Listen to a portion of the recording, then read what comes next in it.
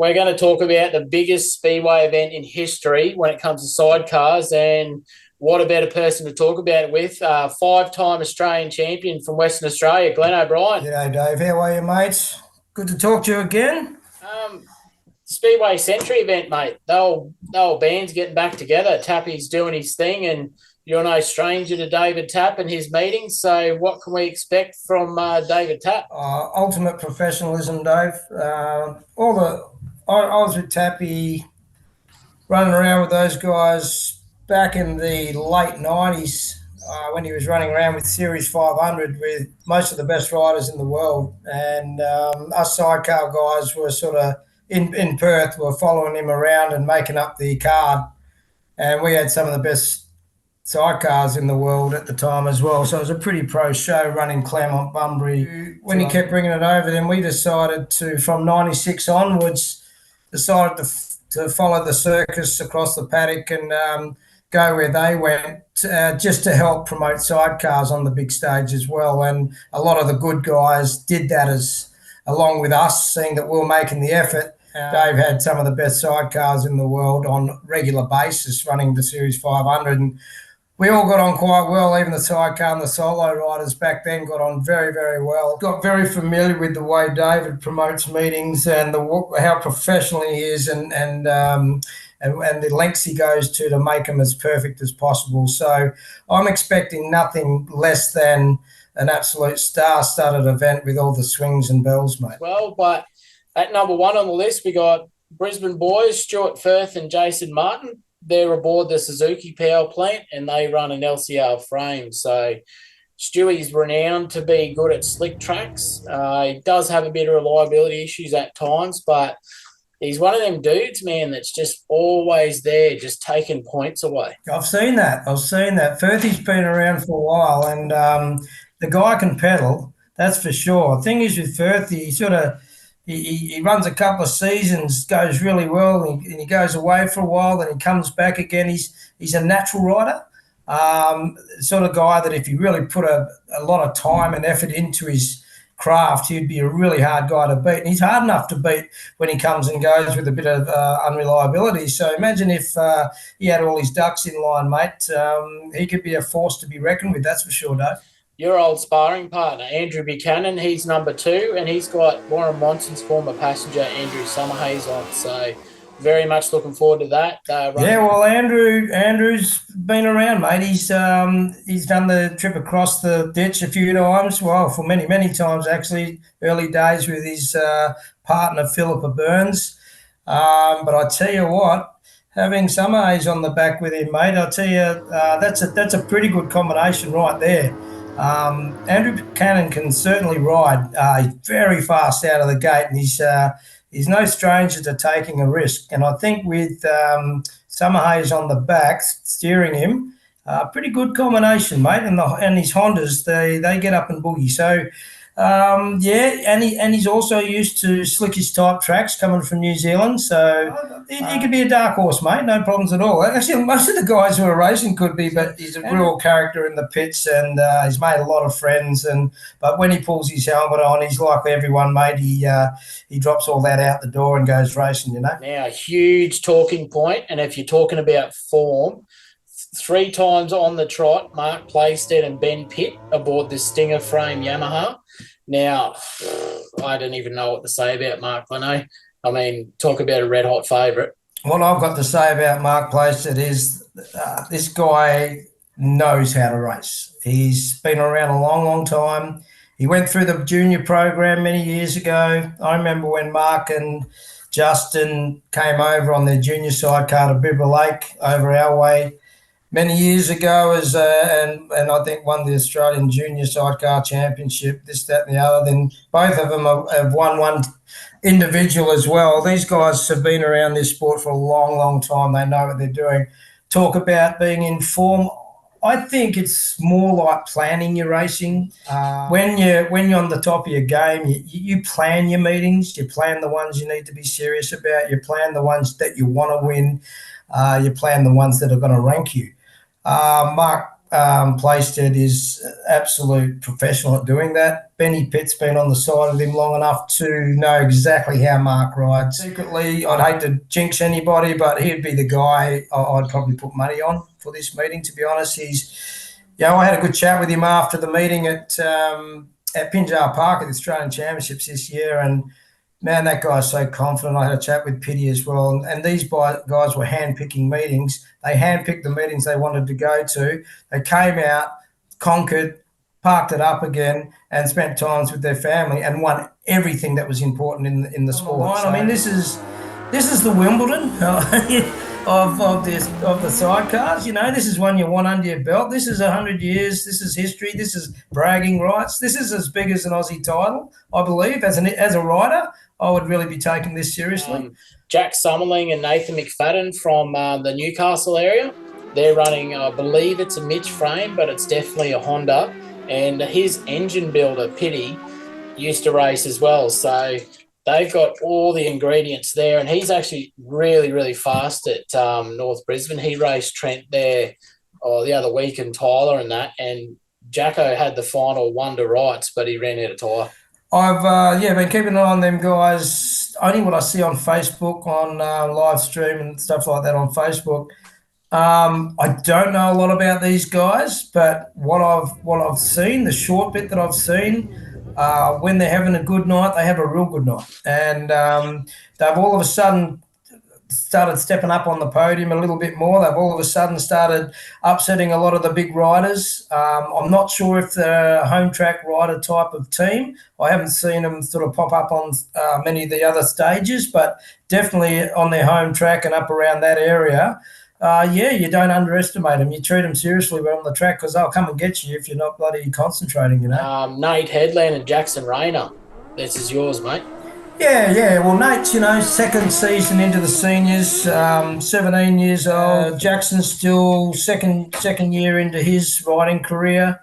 They had a fairly good sort of rookie year last year. They ran second in the Adelaide South Australian title, third in the Victorian title. That was a pretty good effort for first season on a senior bike. They've now got the brand new bike. We've just built them a new one with a bit of new technology on there. They're back on their favourite chassis. This meeting, all of a sudden, everyone's going to bring their A game. This is like going to an Aussie title. So you've got to find that everyone's going to be switched on. They're all going to be running new rubber. They're all going to be bringing their A game. So Nate can be as fast as anyone on any night, but he needs to be concentrating on being fast all night. He could upset a lot of big names. Trust me, he could upset a lot of big names, and I expect that to happen. Now, Townsville's own Brodie Cohen and Josh Murray. Now, I followed Josh and Brodie in their lead up to this, and they've done a lot of research and development. They went on, smoked everyone at the Queensland title. So they are on path of what they're doing, but Brodie's always trying different bikes and different things. So I'm unsure whether he'll be on the R1 or Spud's old Honda. I'm not sure, but give us your take on Brodie. Well, Brodie's doing what should be done leading up to a season, wanting to be the champion. He's done all the hard yards in the off season. He's been on his bike flat out, as you know. I've been keeping an eye on you guys, and Brodie's doing all the hard yards, mate. He's already half seasoned already. He's already confident in the head. I don't really care what bike he jumps on. He's going to be fast, and Brodie's hungry as, mate. So I think those boys, Cohen Racing boys, I think it's going to be a good season for them. I think they're going about it the right way. They've started off well. Magic gear, all their stuff's good. Brodie will decide what bike he decides to ride. But that team's always going to be, if he doesn't have any problems, he's going to be on the podium no matter what. He'll make the final. Now, a bit of a dark horse, Bayley, Ogilvie and Denny Cox. Now, Bayley was a swinger for a long time for Jamie Millen from New Zealand. Did some time over there racing as well. He's hopped onto the handlebars and been immediately fast. However, this new setup they got a really cranky ZX10 in a Mitch frame. And from what I saw at their last hit out, every time he hit the throttle, didn't matter if it was from no revs to some, the front end just couldn't stop coming up. So I think they're having a few bike issues, but when they're on song, they're very, very fast. Once again, I don't know a lot about these guys. I haven't had the privilege to watch them race or been around them at all. But, you know, they've been well carded in, or they've been accepted into the race meeting. So obviously they've been noticed by those who are selectors. So, you know, if you're good enough to be selected for this meeting, then you're good enough to earn points. So let's see how they go against some of the good guys. And this will be a good bar for them to see where they're at with their career as well. So, all the best to them. A bit of a dark horse as well, and kind of a favourite for me. Damien, Niesche and Mitch Spear. Now, Mitch jumped on with Nate at a meeting recently, but Mitch has been pretty active in the off-season. Niesche took a massive, massive hit at those Aussie titles, so I'm unsure how he's going, but obviously going with everything he's got to come to this meeting. Yeah, Niesche's seasoned.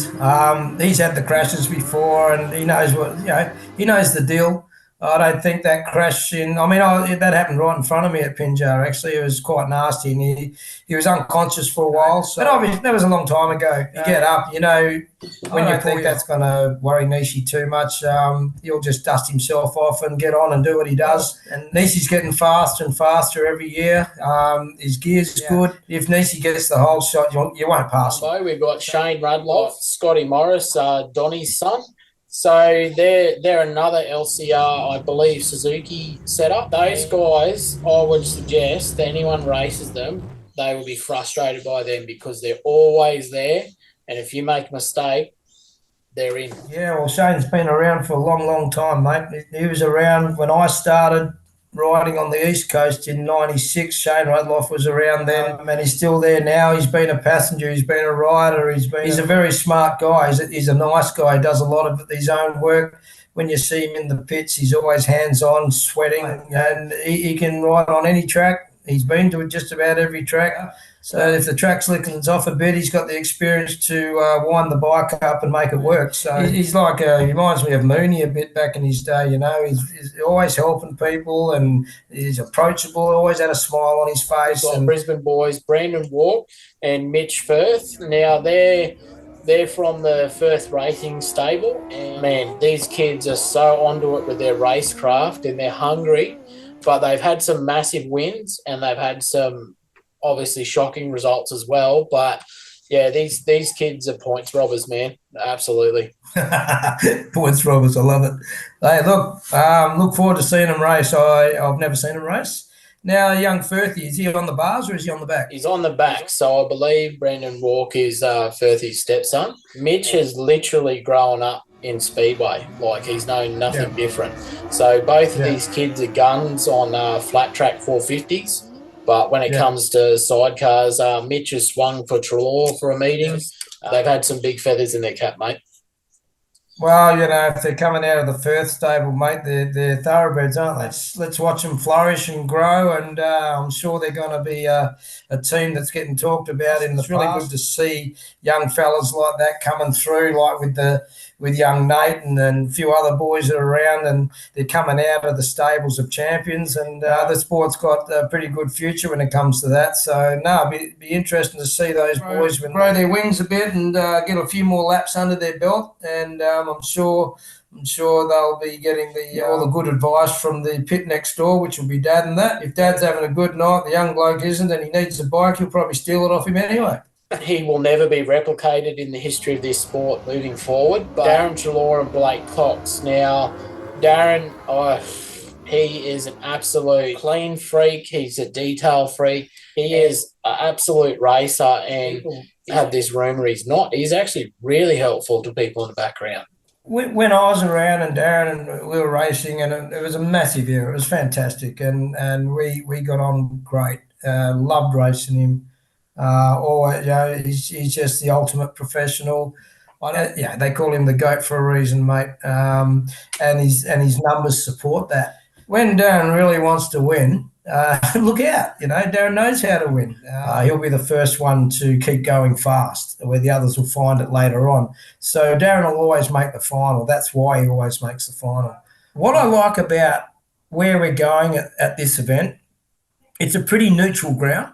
So a lot of guys are coming in to a track that they don't generally ride on a regular basis. I do like, because then a couple of these home track guys who are pretty fast, they're going to be point thieves and they're going to be robbers, mate. And they're going to rob the Darren Trelaws and the Mark Plaisteds and people like that, because they're going to know what's going to go on with the track, bang, bang, because they ride it all the time. They know where the holes are. They know where, oh, right now I can go a little bit high and get that drive, square the corner off, and I'll be able to pass them. So this is what I'm really excited about, and hopefully the track will lend itself to that. There was a very late scratching that we only heard about today. Dave Bottrell and Darcy Ristrom.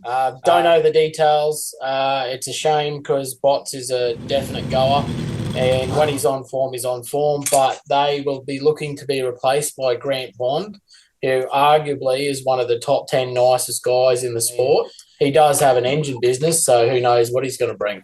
I haven't seen Grant Bond on the circuit for a while. His track record is unbelievable. He's I think run more Australian championships than anybody in the history of the sport, just about. He just knows how to ride a bike. Grant will be a guy that'll just jump on and go fast anyway.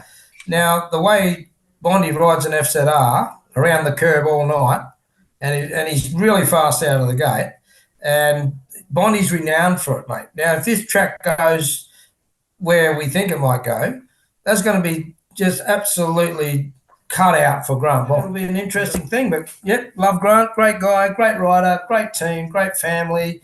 Look forward to catching up with them all, and I wish him the best. Former Queensland champions Tyler Moon and Adam Lovell, they were last year's Queensland champions on that Brisbane track, and they had an injected R1 that seemed to really work well on that track. Definitely the sort of kid you're not going to turn your back on or underestimate. Tyler boogies around that track, and every time I've seen him ride it, I think he's won. Cut out for him. He loves that track. It seems to be the right track, the right shape, the right everything. His bike goes around it like a jet, and every time I've seen him race on it, he pulls away from everyone. So Tyler somehow gets the power to the ground on these slick tracks more so than other riders. He's very, he's the son of a gun, mate. He's a very smart, got a smart race head on his shoulders. He's been around the game forever. He's definitely one of the guys that could and probably will be in the finals. Trent Headland and April Cottrell, now it's very, very cool to see. He's got that thing in his eye again, man, and even the way he's talking, he's planning out everything. I think it's a bad day to be a Midas rear tyre for Treno.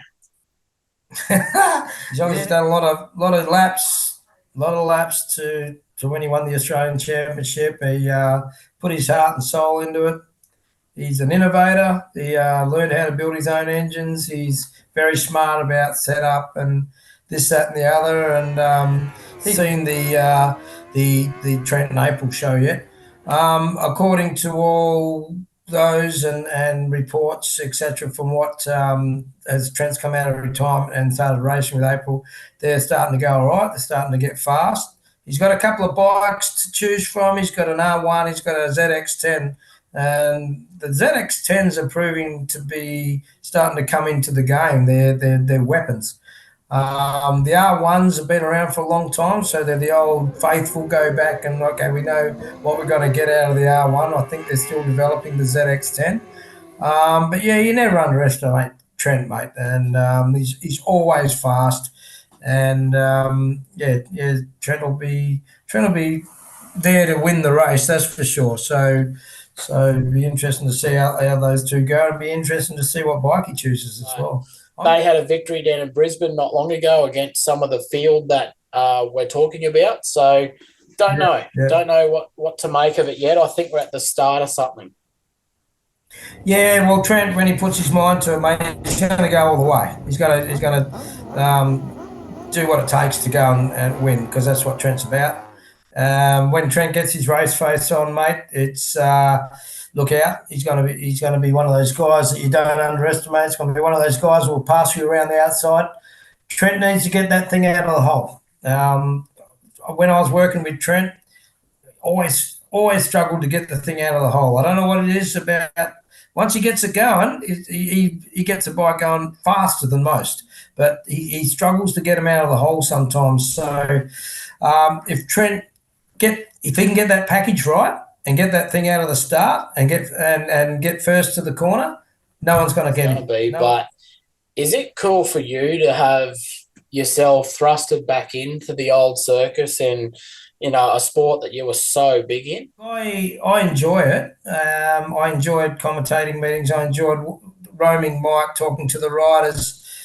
Simple reason is I'm still involved. I'm still getting a whiff. I'm still watching people grow. I'm still witnessing the best guys on the planet racing these things.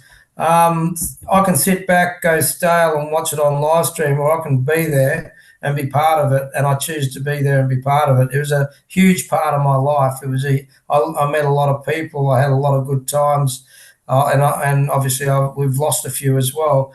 And I guess if someone's going to ask me a question about the sport, I can give them an honest answer. I can dig into the grassroots of the sport. I can tell them what makes the bike tick, what makes the passenger-rider combination tick. I can see the attitude of the bike on the track, and I can tell you, well, it's the passenger's fault, or a coil's shut down and they've run out of power or something like that. So I've had it all happen to me. And so thousands of people watching on live stream, then they're going to get the insight of what I know about, and I'll know exactly why that happened. And quite often when I was doing roaming Mike before, I'd walk the track and see where the holes are, see where the dirt is, then get a feel for this, that and the other. And quite often I'd say, the good guys are going to go and do this, and this. And they did. So I guess there's no substitute for experience, Dave. And I guess I come with a fair bit of it, and I'll give you an honest answer. It's just, from a fan's point of view myself, this is huge, this meeting.